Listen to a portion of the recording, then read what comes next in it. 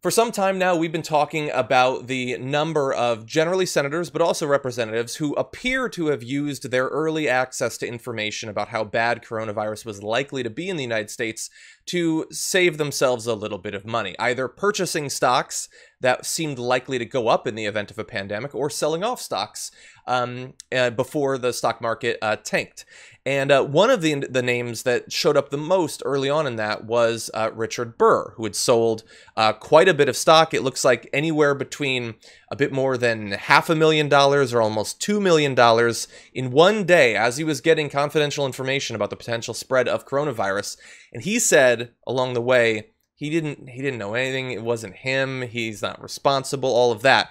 But there's some new information coming out that's making that a little bit harder to believe. Particularly that Senator Richard Burr's brother-in-law, Gerald Fauth, who was a post on the National Mediation Board, apparently sold between $97,000 and $280,000 worth of shares in 6 companies, including several that have been hit particularly hard in the market, swoon and economic downturn. And he apparently did that on the same day that Richard Burr decided to, totally coincidentally, sell off a bunch of his stock. So we have other elements of this story we're going to get to, but Ryan, I'm interested in your take on this. How bad is this for Fauth and for Burr? Well, Burr is retiring, so you could see Burr's mind working. You know, let's be clear. He says that he was selling his stocks based on reading the news coming out of Asia in particular. And you know what? Like, that's quite plausible. Like there were a lot of people who were publicly saying, look, like this is going to be a pandemic. This is going to be very bad. So a halfway intelligent person who was following this could have seen a stock collapse coming. That it happened on the same day certainly raises eyebrows. And now that we know that his brother-in-law sold on the same day, you know, the coincidences are starting to stack up. And you can imagine Burr's retiring. He's not he's rich, but by Senate standards, he's not rich. Now he's set to get very rich once he leaves the Senate. There are lucrative opportunities for people with his connections. But what it's most damaging for isn't necessarily him, unless they actually to prosecute him. Then he's got serious problems, but for Republicans in North Carolina, because it rubs off on Thom Tillis, who is up for re-election this cycle and is by polling the least popular incumbent senator in his or her home state across the country. He's now behind almost by double digits to a fairly kind of B-level candidate that Democrats have put up in North Carolina named Cal Cunningham, fairly standard blue dog-ish type of Democrat who doesn't have much of a political background. I think he served maybe a term in the state house or something.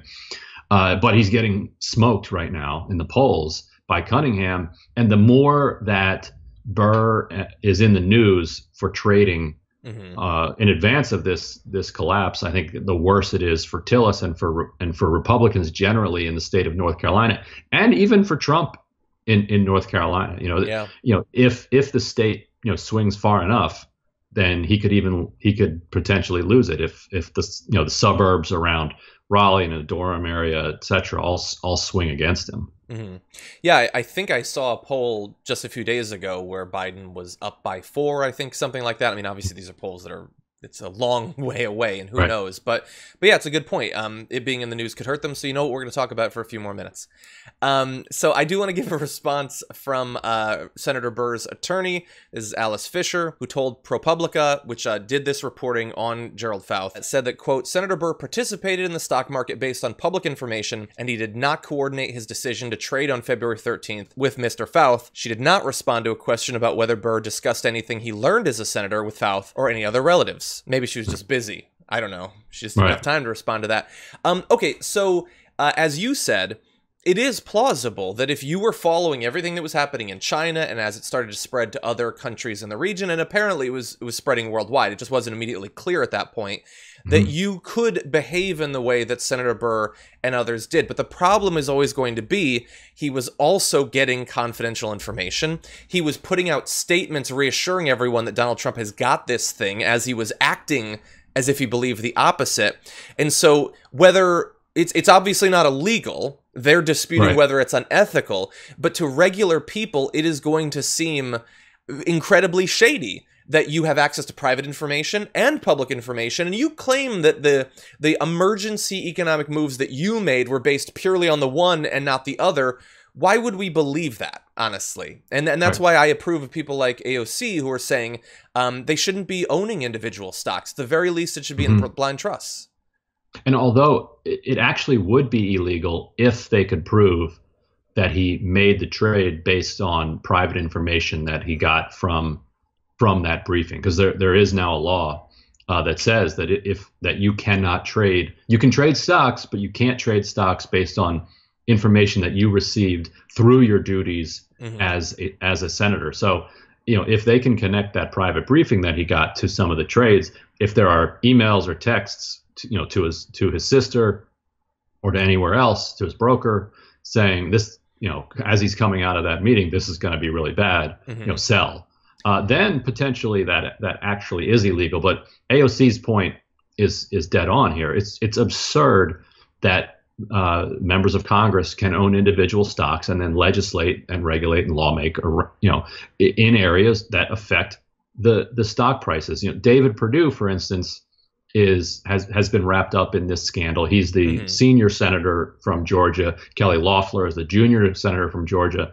Both of them have been caught up in it because both sold a bunch of stocks at the time, February and March, January, and these key moments.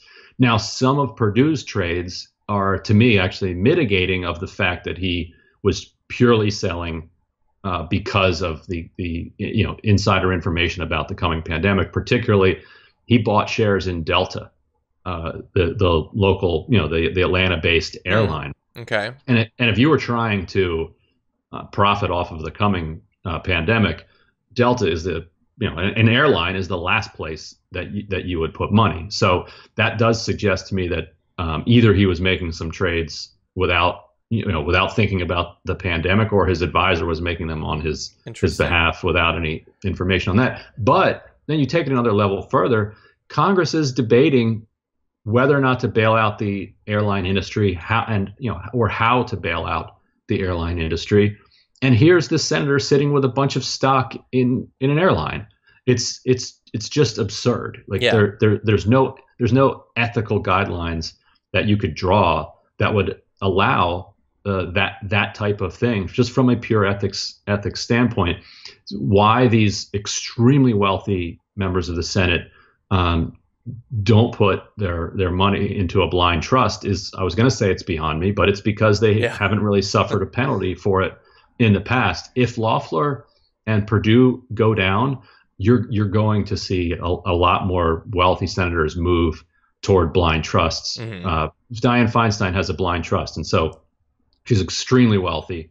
But she doesn't get hit for these types of trades because she can say, look, here's the legal paperwork that says I have no idea what my financial advisors are doing with my money. It's nice to have that much money, that you can not even worry about it. So the Republican operatives are, upset with people like Perdue and Loeffler, who set themselves up for a political reckoning by not doing this. And it also creates an uncomfortable conversation in the midst of a terrible economy. So both of them are running for re-election with more than 30 million people unemployed around the country, and there's all this talk about how they have tens of millions of dollars to throw around in the stock market, which just, everyone knows that Republicans are the party of the rich, but that just underscores it in a way that's just in your face.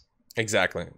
Yeah, no, the point that you made about Delta, that is certainly interesting. To balance it out, let's also remember, though, that he apparently bought shares in a company that produces PPE on the same day he received a classified briefing on the spread of the coronavirus. So, yeah, that was DuPont. And if you wanted to be devil's advocate for him, you'd say, well, DuPont makes everything. They make a lot of things. Yes, that is true. Right. That is true. But yeah, so he also unloaded a ton of casino shares. So that was a well-timed trade because, casinos absolutely, were eviscerated by the quarantine. Yeah. Las Vegas is trying to open up, though.